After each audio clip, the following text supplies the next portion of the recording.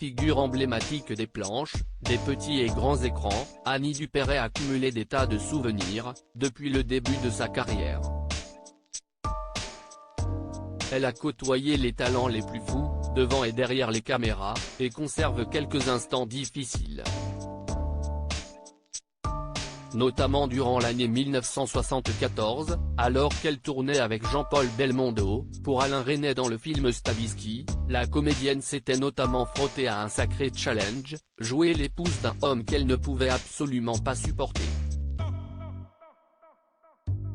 Ils ont fini par partager une jolie amitié, et la disparition de l'acteur, le 6 septembre 2021, a été une épreuve.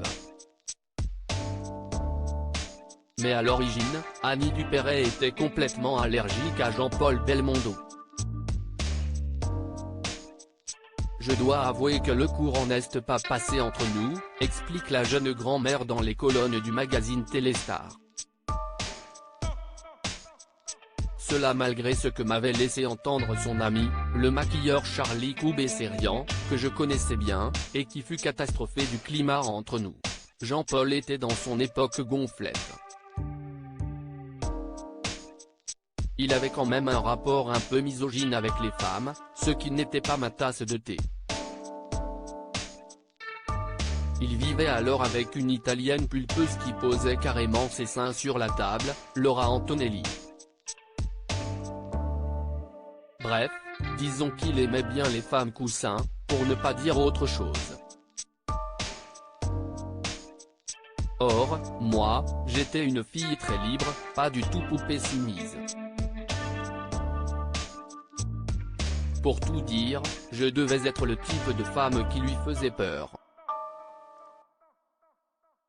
Je suis allé le voir et lui ai dit à quel point nous avions été cons. Les choses étaient certes tendues entre ces deux-là sur le tournage du film Stavisky, mais le temps a fait son travail et apaisé les tensions.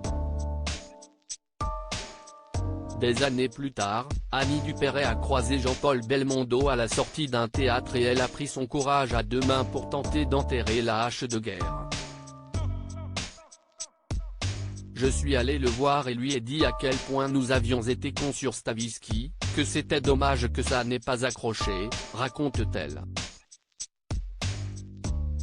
Eh bien, à partir de ce jour-là, il est venu me voir à chaque fois que je jouais sur scène. Nous mangions souvent ensemble. Une grande amitié est née entre nous, qui ne s'est jamais démentie jusqu'à sa mort. On avait enfin passé l'âge de la séduction et des enfantillages. Retrouvez l'interview intégrale d'Annie Dupéret dans le magazine Téléstar, N° 2398, du 12 septembre 2022.